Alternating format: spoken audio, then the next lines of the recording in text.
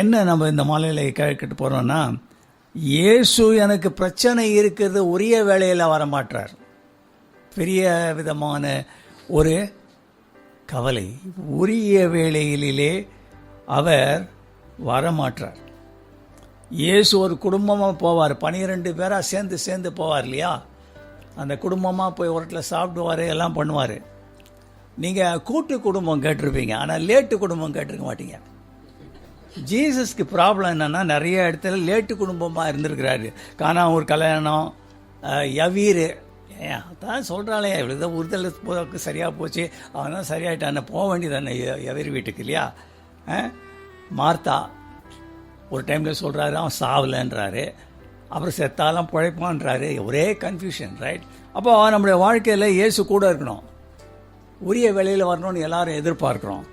ஆனால் எல்லாருடைய வாழ்க்கையிலையும் எல்லா வேலையிலும் கூட இருந்து உதவி செய்ய மாட்டார்.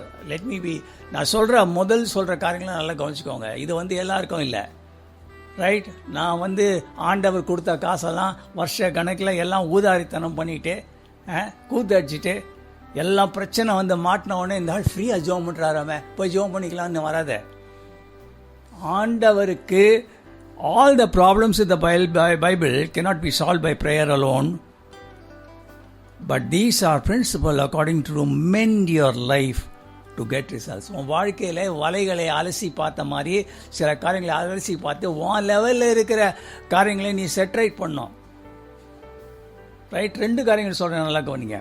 முதலாவதாக உன் வாழ்க்கையிலே நீ நிற்கிற கிரவுண்டு சாலிடாக இருக்கணும். On Christ the solid rock I ஸ்டாண்ட்னு சொல்கிறோம் இல்லையா? அவர் என்னை உயர்த்தி கண்மலையின் மேல் நிறுத்துக்கிறார். அது ஒரு கால் ஸ்ட்ராங்காக இருக்கணும், இன்னொரு கால் அஸ்திபாரம் கொலாப்ஸ் ஆகிடக்கூடாது. காற்று அடிக்கும் போது தூக்கின்னு போயிடுவேன், ரைட்? மார்க் 4:38 சொல்லுது, கப்பலில் பின்னணியில் அவர் தலையணையை வைத்து நித்திரையாக இருந்தார். அவர்கள் அவரை எழுப்பி, போதகரே நாங்கள் மடிந்து போகிறது உமக்கு கவலை இல்லையா நாங்கள், ரைட்? முதல்ல சொல்ல, கடைசியில் சொல்கிறாங்க. அதை பற்றி பார்ப்போம் நம்ம. அப்போது நம்முடைய வாழ்க்கையில் ஆண்டவர் கூட இருக்கிறது மட்டும் இல்லை, புயல் வருகிறது மட்டும் இல்லை. 3 புயல்களை பற்றி பார்க்குறோம். அதில் 1 பார்த்தீங்கன்னா அவர் அப்புறம் போகிற போல காணப்படுறாரு. 2வதுல அவர் கிட்ட வராரு, இவங்க பேயின்னு கத்துறாங்க. 3வதுல தூங்கிட்டு இருக்கிறாரு. அப்போது storms in life will come, but then you have to identify where Jesus is there in the storm. ஒரு ஆமென் சொல்லுங்க. புரியுதா? ஆண்டவர் எங்கே இருக்கிறாருன்னு பாரு. சொல்யூஷன் டு த ப்ராப்ளம் அவர் கொடுப்பாரு இல்லையா? அது ரொம்ப ஒரு முக்கியமான ஒரு காரியம், ரைட்? அப்போது நீ வாழ்க்கையிலே புயல்கள் வரும். இந்த புயல்களை எப்படி டேக்கிள் பண்ணுறதுன்னு வச்சு தான் உன்னுடைய நீண்ட எதிர்காலம். ஒன்றையே தூக்கிட்டு போயிடுச்சுன்னா காற்று, அதுக்கப்புறம் உன்னுடைய விசுவாசம் எங்கே, உன்னுடைய ஊழியம் எங்கே, ஆண்டவர் உன்னை அழைப்புங்க. ஸோ எனவே நீங்கள் இதை குறித்து கவனமாக இருக்க வேண்டும். இதில் நம்ம என்னென்னா, சில பேர் என்ன நினைக்கிறாங்க, ஜீசஸ் எல்லா ப்ராப்ளம் சால்வ் பண்ணிவிடுவாருங்க, நீங்கள் வாங்க அப்படின்னு சொல்லாதீங்க. எல்லாருக்கும் எல்லா ப்ராப்ளமும் சால்வ் பண்ணுறத வேதம் சொல்லலை. எல்லாத்துலேயும் விட்டுருவாங்க ஜீசஸை. அவன் பிரச்சனைக்கு அவன்கிட்ட கூடும், ஜீசஸ் வாங்க விட்டுருங்க. 2வது, don't run away from problems. ஆண்டவரை தேட மாட்டேன், ஒன்றும் இல்லை, கேட்டால் அபிஷேகம் இல்லைன்னுவ, சாத்தான் இல்லைன்னுவ, உனக்கு எதுவுமே இல்லைன்னுவ. உன் ப்ராப்ளத்தை நீ சால்வ் பண்ணும்ல. ஒரே ஒரு காரியம் சங்கீதக்காரன் சொல்கிறான். அவன் என்ன சொல்கிறான்? தேவன் நமக்கு அடைக்கலமும் பலனும் ஆபத்து காலத்தில் அனுகூலமான துணையுமானவர், right? God is a refuge. அதில் அடுத்த வசனம் சொல்லுகிறது, God is in the centre of it, it shall not be moved. உன் வாழ்க்கையிலே இயேசு நடு மையத்திலே இல்லாவிட்டால் உன் வாழ்க்கையில் பெண்டுலம் மாதிரி உன் லைஃப் ஆடின்னு இருக்கும், ஜிங் ஜிங் ஜிங், ரைட்? அதுக்கு தான் நம்ம அடிக்கடி சொல்கிறோம், ப்ரையாரிட்டிஸ். வாழ்க்கையில் எது முக்கியம்? நித்தியத்துக்கு அடுத்த காரியங்களே நீ பார்க்கணும். ஓடிக்கிட்டே இருந்து எவனாவது ஊழியன் தலைமையில கை வச்சு சொல்லுவானாக்கா, அது லாங் ரன்னில் உனக்கு சரிப்பட்டார். இன்னொன்று என்ன நினைக்கிறான் தெரியுங்களா? சர்ச்சுக்கு போயிட்டு காசு போட்டால் நம்ம ப்ராப்ளம் சால்வ் ஆகிடுன்னு நினைக்கிறான். ஒரு ஊழியக்காரனுக்கு எடுத்து போய் டைரெக்டாக இந்தாங்க நீங்கள் வச்சுக்கோங்கன்னு சொல்லி காசு. பைபிள் அப்படி சொல்லலை. கடைசியில் என்ன ஆகுன்னு சொன்னீங்கன்னா, உங்கள் சாட்சி கெட்டு போயிடும். அதான் ரொம்ப முக்கியமான காரியம். சாட்சி கட்டி போய் 4 பேர் பார்த்து தேவனுடைய நாமம் தூஷிக்கப்படுவதற்கு அது ஒரு காரணமாக மாறிடக்கூடாது உன் வாழ்க்கையில். அப்புறம் நீ நல்லா ஆயிட்டு திடீர்னு ஒரு நாள் ஆண்டவரை கூப்பிட்டு ஒன்று சொல்லி நீ போய் சாட்சி நீனா உன்னை யாரும் சாட்சி இல்லாமல் ஏற்றுக்க மாட்டாங்க. சாட்சின்றது ரொம்ப முக்கியமான காரியம் இல்லையா? ஒரு ஆமீன் சொல்லுங்கள். ரைட். ஒரு காரியத்தை நல்லா தெரிஞ்சுக்கோங்க. வாழ்க்கையில் புயல்ன்றது storms in the life will not come announcing. நல்லா தெரிஞ்சுக்கோங்க. திடீர்னு தான் சாத்தான் வந்து புயலை கொண்டு வருவான். மனிதனால் உங்களுக்கு ஆபத்து வரும். சில காரியங்கள் தேவனால் அனுமதிக்கப்பட்டு வரும். storms in life. இதை வந்து யங்ஸ்டர்ஸுக்கு நல்லா சொல்லிக் கொடுக்கணும்.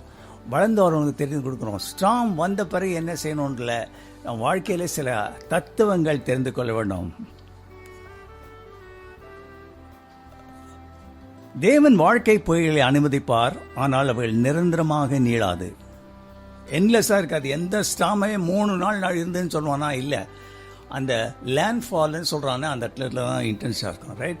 தேவன் வியாதி பலவீனங்களை வேதைகள் வழி இவைகளை நம் சரீரத்திலே பலப்படுத்தவே அவர் அனுமதிக்கிறார்.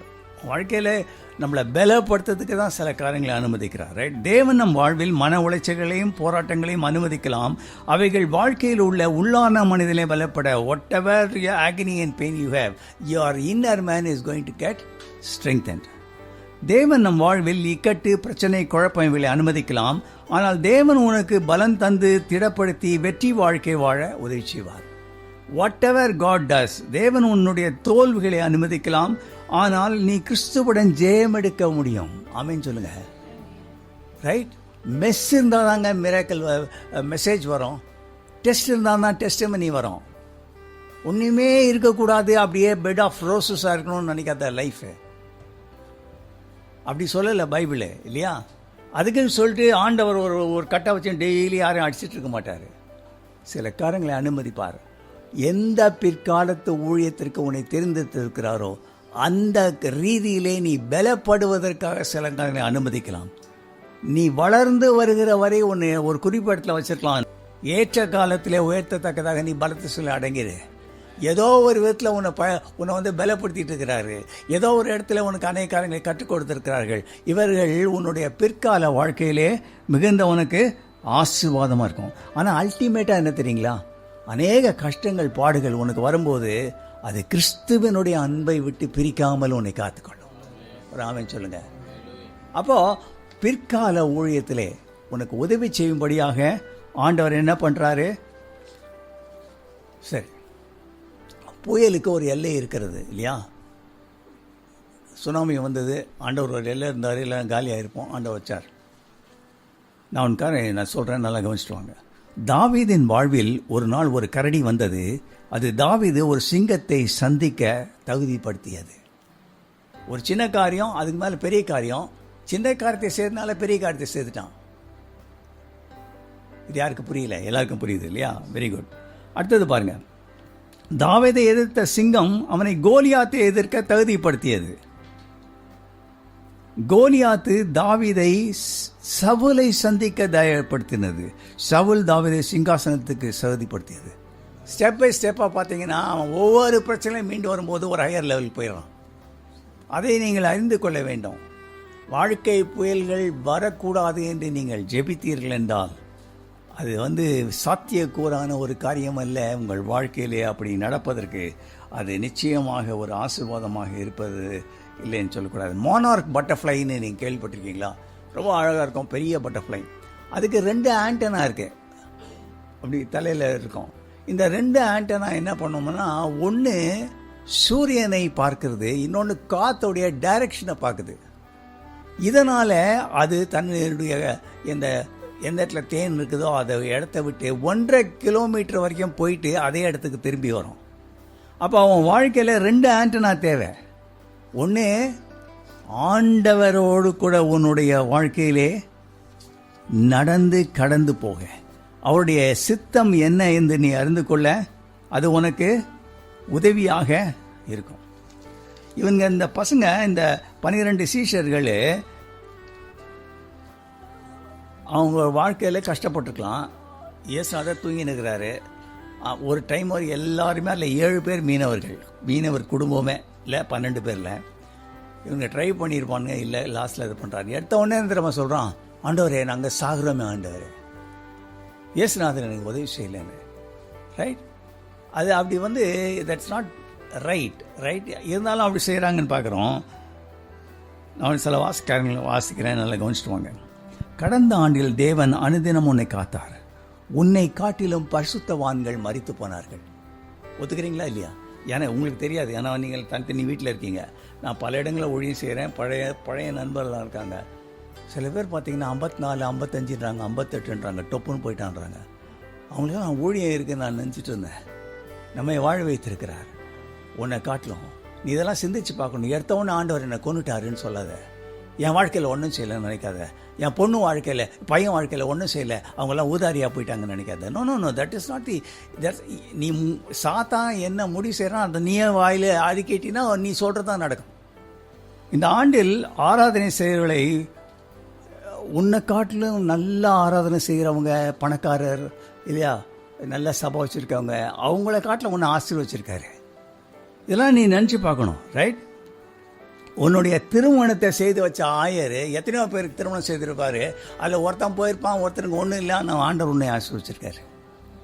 2 நிலம் இருக்காங்க. ஒரு விசுவாசி நேரத்தில் நல்லா விளையுதுங்க, பக்கத்து விளையில ஒன்றும் இல்லை. அதே தான் மழை. அப்போது ஆண்டவர் கம்பேரிட்டிவாக பார்த்தா உனக்கு உதவி செய்திருக்காரு. அதை பார்க்காத, ஒரே ஒரு காரியத்தை அப்படியே பண்ணி பூத கண்ணாடியில் அப்படி காமிச்சு சொல்லாத. அப்படி பண்ணினா உன்னை சாத்தான் ஈஸியாக கான்கர் பண்ணிடுவான். ரைட்?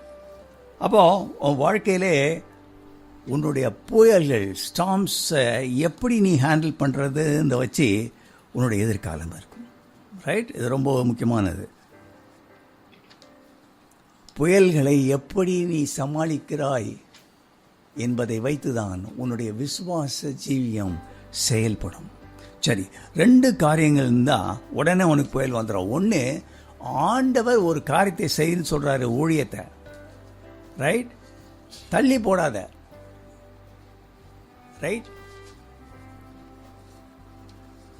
ஆண்டவர் சொல்கிறாரு இந்த ஊழியத்தை செய்ய அப்படின்னு. கிராஸ் செக் பாரு, உபவாசம் பண்ணி பாரு. நல்ல ஊழியக்காரர்கள் ப்ராஃபட்டிக்குனாக்கா with a good track record, அது ரொம்ப இம்பார்ட்டண்ட், பார்த்துக்கோங்க. வேறு எதுவும் நான் சொல்ல வரல. அப்போது யோனாவை பார்த்து யோனா நீ போடான்றாரு. அவனுக்கு எலக்வன்ஸ் இருக்குது இல்லையா? 1,20,000 பேர் அவன் மீட்டிருக்கான்னா ஹியஸ் சம் கெப்பாசிட்டி, அதுக்காக போக சொல்லியிருக்காரு. ட்ரெயின் பண்ணியிருக்கலாம். ஒருத்தன் 600 வருஷத்தில் 100 வருஷம் பிரசங்கம் பண்ணான்னா அவனால் வீட்டில் இருக்கிற 8 பேரை தவிர எதுவுமே கொண்டு வர முடியல இல்லையா? 6 பேரை தவிர. யோனா, நோவா. அப்போ இவன் வாழ்க்கையில் பார்த்தீங்கன்னா புயலே ஆண்டவர் அனுமதித்தார். இவன் நாட் வில்லிங் டு ஒபே. உனக்கு இந்த எஜுகேஷன் கொடுத்துருப்பாரு, காசு கொடுத்துருப்பாரு, கார் கொடுத்துருப்பாரு, ஏசி கொடுத்துருப்பாரு, ஓசியா எவ்வளோ கொடுத்துருப்பாரு. எல்லாத்தையும் விட்டுட்டு ஒரு நாள் ஆண்டவர் எனக்காக இதை செய்யின்னு சொன்னான். அதுக்கு நீ இந்த தமிழ் பாஷையில் தபாயிறாங்கன்னு நம்மளை. அது மாதிரி நீங்கள் தபாய்ச்சிங்கன்னா அவ்வளோதான். வந்து போகாத மீட்டிங்க்கு. எனக்கு ஆள் வரலன்னா பரவாயில்ல, ஆண்டவர் கொடுத்த கட்டளை எடுத்துகிட்டு அங்கிள் நான் போகிறேன், எனக்காக ஜெபம் பண்ணுங்கன்னு போ. ஆண்டவர் உன்னை எங்கே போகிறான்னு சொன்னால் அங்கே போ.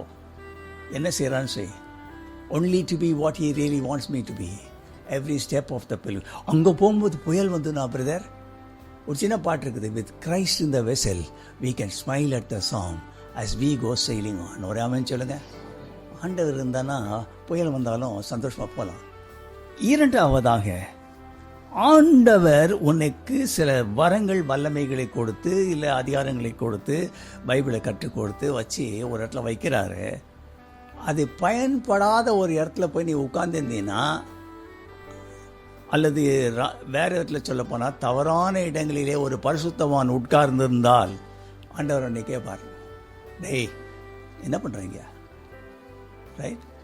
அதமே எங்கே இருக்கிறாரு? ஏன் சாயலாக படித்தேன், ஒளிஞ்சின்னுக்கிற ஆண்டவரே, எதுக்கு இதெல்லாம் ஒளிஞ்சின்னுக்கிற? எலியாவை பார்த்து தீர்க்கதரிசி, அவன் தேவனுடைய வசனம் சொன்னான்னா இப்படி சொன்னான்னா அப்படியே நடக்கும். அல்ல வேதம் என்ன சொல்ல தெரியுமா? உண்மையான தீர்க்கதரிசி சும்மா சொல்லிட்டான கூட அதை ஆண்டவர் செய்துருவாராம். ஸ்தானாதிபதியில் ஆலோசனை நிறைவேற்றுவான்றாரு. அப்படி இருக்கிற ஆள் போய் ஒரு குகையில் ஒழிஞ்சுன்னுக்கிறான். முதல் காரியம் என்ன தெரியுமா கேட்டார்? அங்கே நல்ல அக்னி கொண்டாந்திய கங்க்ராச்சுலேஷன்ஸ்பான்னு சொல்ல, டேய் எங்கே உட்காந்துக்கிற நீ, உடனே டூங்கியார், நான் வாயில் வசனம் வச்சுருக்கேன், இங்கே வந்து என்ன பண்ணுற? 5 காரியம் சொல்கிறான். நான் இப்படி இருந்தேன், அப்படி இருந்தேன், இப்படி இருந்தேன். டேய் ஏந்துரு போ, அந்த இடத்துல உன்னுடைய வேலை 2. ஒன்று ஒரு தீர்க்கதரிசி அபிஷேகம் பண்ண, ஒரு ராஜா அபிஷேகம் பண்ணேன் போன்னு சொன்னார். அதுக்கப்புறம் பெரிய லெவலில் அவன்கிட்ட பேசவும் இல்லை. எலியா அதற்கு பின்பாக ஒரு பெரிய அற்புதம் செய்யலை. பைபிளை வாசித்து பாருங்க. That is this end of Solomon Kranti.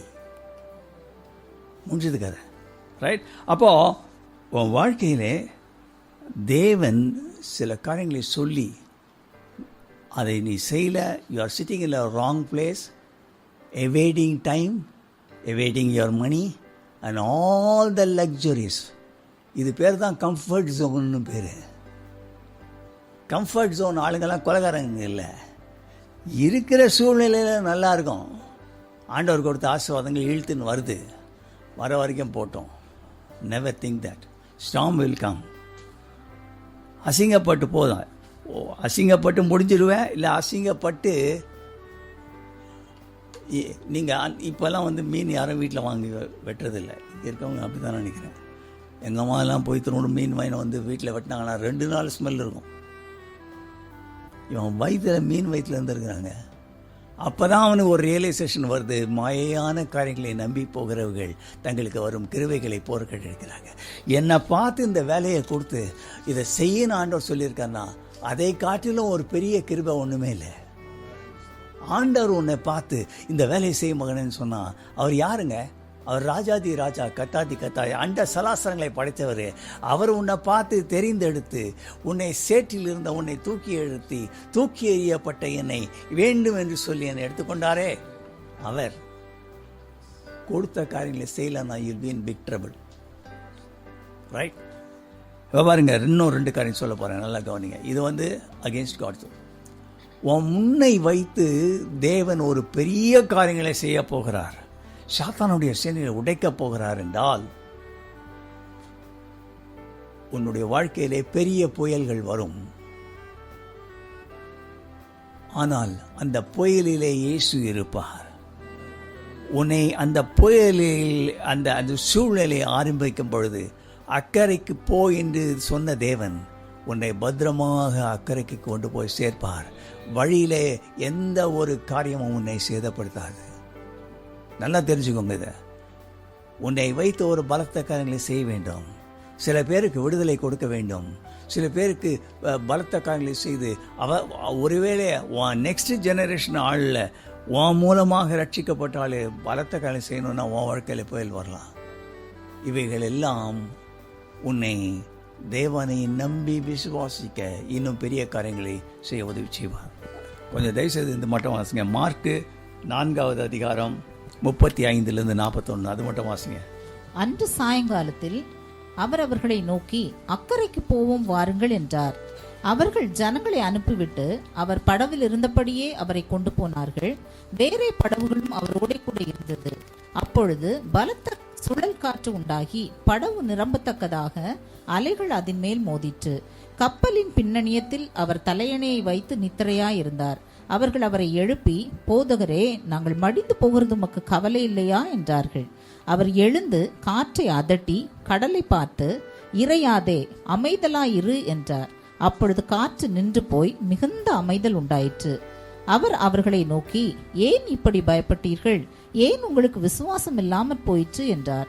அவர்கள் மிகவும் பயந்து, இவர் யாரோ, காற்றும் கடலும் இவருக்கு கீழ்ப்படுகிறதே என்று ஒருவரோடு ஒருவர் சொல்லிக் கொண்டார்கள். சரி, இப்போ பாருங்க, இதுல ஒரு சின்ன விசேஷம் இருக்கு. இதுல என்னன்னா, ஒரு சாதாரண புயல், ஜீசஸ் சாதாரணம் அடக்கிட்டாரு, அக்கறைக்கு போயிட்டாங்க.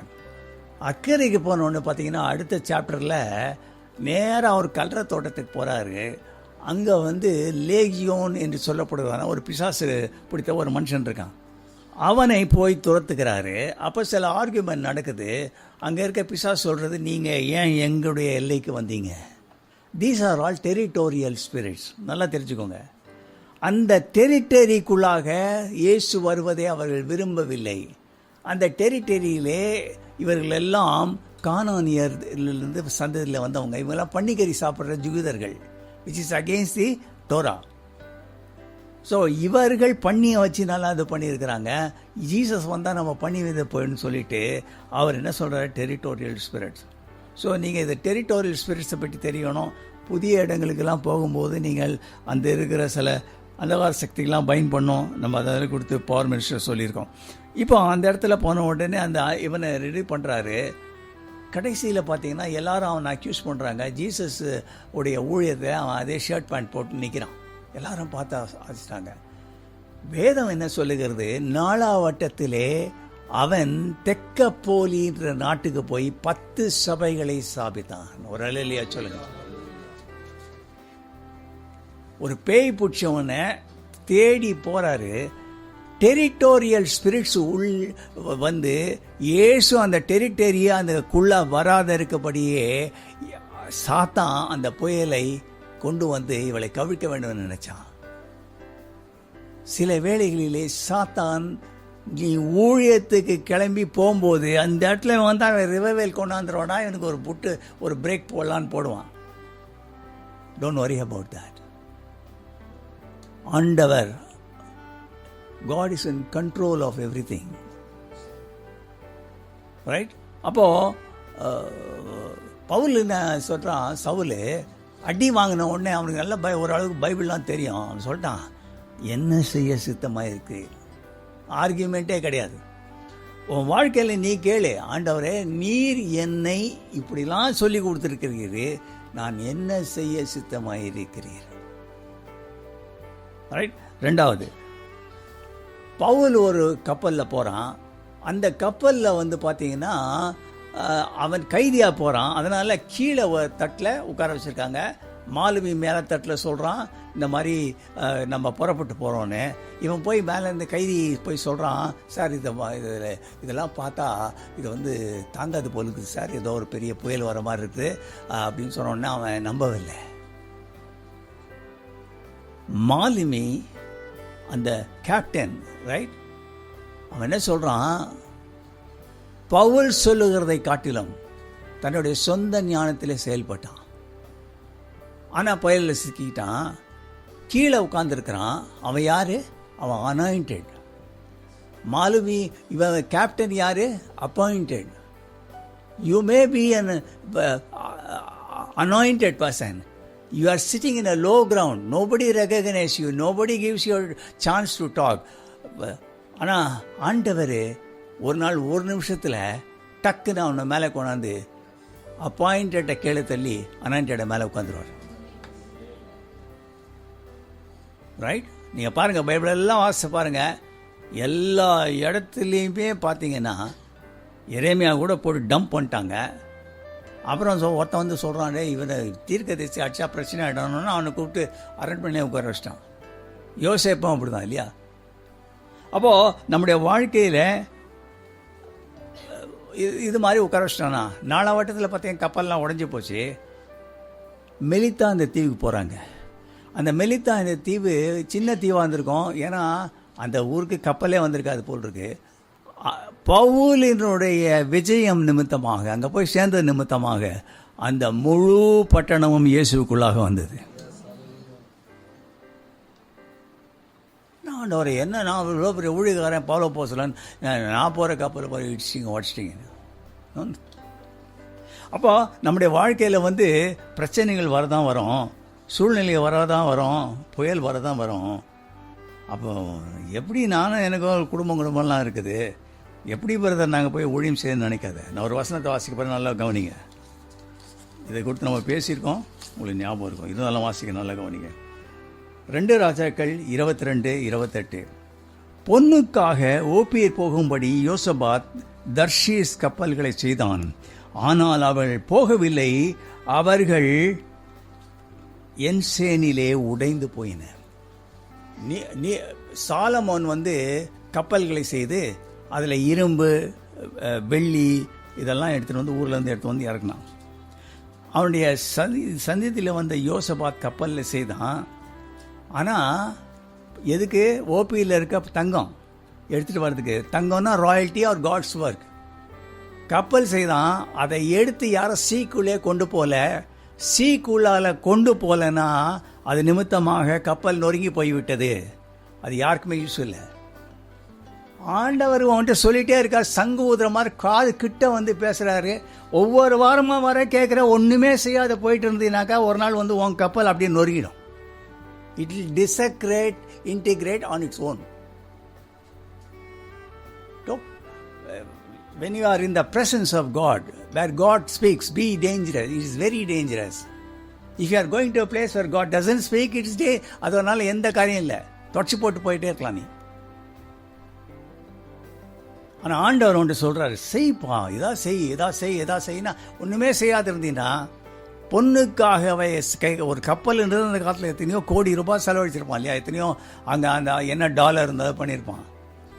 ஆனால் அப்போ உன்னை பார்ப்பாரு, உன்னை ரேட் பண்ணி பார்ப்பாரு. ரைட்? நான் எதுக்கு சொல்கிறேன்னா, ஆண்டவர் உனக்கு ஒரு ரெஸ்பான்சிபிலிட்டி கொடுத்துருக்காரு. உனக்கு தெரியுது, உன் கூட இருக்கிற மற்ற உங்கள் சர்ச்சை ஆளுங்களுக்கு தெரியல, உனக்கு தெரியுது. இன்னும் கொஞ்ச நாள் இம்பார்ட்டன்ட் டிசிஷன்லாம் எடுத்துகிறேன் பிறகு. எப்போ? அந்த கொஞ்ச நாள்ன்றது எவ்வளோ? 10 வருஷமா? No, you have to grow in the Lord. நீ க்ரோ ஆகும்போது என்ன பிரச்சனை வரும்ன்றத ஊழியக்காரன், இப்போ நான் வளர்ந்துருக்கிறேன், என்கிட்ட கேட்டுக்கலாம். நீ தனியாக போய் ஒரு இடத்துல க்ரோ ஆகிறேன்னு சொல்லி உன்னுடைய கொடியோ செடியோ சாஞ்சிருச்சுனா நீ என்ன பண்ணுவேன்? ரைட்? அப்போது அதை குறித்து நீ சிந்திக்க வேண்டும். இது ரொம்ப முக்கியமான ஒரு காரியம். ரைட்? எதுவுமே ஒரு ஆஸ்பிரேஷன் இல்லாமல் ஒரு காரியத்தை நீ முடிக்க முடியாது. ஆரம்பிக்கவே இல்லைன்னா எப்படியா முடிப்ப? மார்கோனின்றவன் அவங்க அப்பா ஜோம் பண்ணிகிட்டு இருந்தாராம், ஆண்டவரே வல்லவரேன்னு சொன்னாராம். அப்போது அவர் கேட்டாராம், அவங்க எங்கேயா வல்லவர் இருக்கிறாரு, நிச்சயமாக ஜோம் பண்ணிட்டுருக்கேன். இல்லைடா கேட்குறாரா அப்படின்னு. அவன் ஒன்று சொன்னான். அப்போ எனக்கு ஒரு சைக்கிள் கொடுத்தேன், சாயங்காலம் ஒருத்தன் சைக்கிள் கொடுத்துட்டான்னா. அதை வச்சு தான் அவன் ரேடியோவே கண்டுபிடிச்சான். நல்லா தெரிஞ்சுக்கோங்க. ஒன்றுமே நீ இல்லைனாக்கா, ஒரு ஆஸ்பிரேஷனே இல்லை, நீ என்ன பண்ணணும், எங்கே போக போகிற, என்ன செய்ய போகிற, 4 இது பண்ணு, ஆண்டவர் இல்லைன்னு சொல்லுவார். ரைட்? அப்போது அதை செய்துட்டு நீ இது பண்ணினா, ஒன்றுமே செய்யாது இருந்தீங்கன்னா இட்ஸ் நாட் ரைட். ஓகே? என்ன நீ செய்யக்கூடாதுன்னா, அறிகுறி கொடுங்க ஆண்டவரே, ஒரு அடையாளம் கொடுங்க. கிதோன் கேட்டார விட்டுட்டாரு, நீ கேட்டால் விட மாட்டார். ஏன்னா ஒரு கன்னிகை கற்பவையாதையே அவளை பிள்ளைகளை வச்சுருப்பாங்க, அதுவே அவனுக்கு அடையாளம். சும்மா வரும்போது அடையாளம் ஒன்று. இரண்டாவதாக நீ என்ன எதிர்பார்க்கக்கூடாதுன்னா, ஏற்கனவே ஆண்டவர் நல்ல வாக்கு தத்தம் கொடுத்துருக்காரு பாருங்க, என்ன செய்யணும்னு டைரக்ஷன் கொடுத்துருக்காரு, அதை எடுத்து பாரு. வாக்கு தத்துவத்தை பார்க்கணும். அடுத்தது, அது நிறைவேற வரைக்கும் எல்லா சூழ்நிலையும் நீ மனமகிழ்ச்சியாக இருக்கணும். கர்த்தருக்குள் மனமகிழ்ச்சியாக இருப்பது என்னுடைய பலன். ரைட்? அடுத்தது, நீ ஆரம்பிச்சிட்டேன்னு வச்சுக்கோ, ஒரு காரியத்தை நல்லா தெரிஞ்சுக்கோ, நீ போகின்ற வழி அவர் அறிந்திருக்கிறார். உன் கூட அவர் வருவார், உன் கூட இருந்து அவர் உதவி செய்வார், உன் வாழ்க்கையில் அற்புதங்களை செய்வார். நீ தனித்து கைவிடப்பட்டவன் அல்ல, ஆண்டவர் உனக்கு உதவி செய்வார். கடைசியாக நீ ஒரு காரியத்தை நல்லா நினச்சிக்கோ, உன்னை அழைத்த தேவனுக்கு நீ ஒரு மனைவாட்டி. நீ ஒரு மனைவாட்டி. ஆண்டவர் உன்னை சொந்த ரத்தத்தை கொடுத்து மீட்டிருக்கிறாரு, மனைவாட்டியாக இருக்காருன்னா உன்னை என்ன ஊழியம் செய்ய விட்டு கொலையாக பண்ணுவார் ஆண்டவர்? கூப்பிடுகிற காக்கை குஞ்சுக்கெல்லாம் பதில் கொடுக்கிறாரு, உனக்கு கொடுக்க மாட்டாரா? நெஞ்சமே துதி பாடிடு, அஞ்சிடாதே நீ ஆடிடு, வல்லவன் செய்த நன்மைகள் சொல்லி பாடிடு. வண்ண மலர்கள் போலவே உன்னை உடுத்திட்டார், உண்ணவும் உறங்கவும் தேவன் தந்திட்டார். He will give you, He will sustain you. உன்னை அழைத்தவர் உண்மையுள்ளவர், நீ நம்பணும்.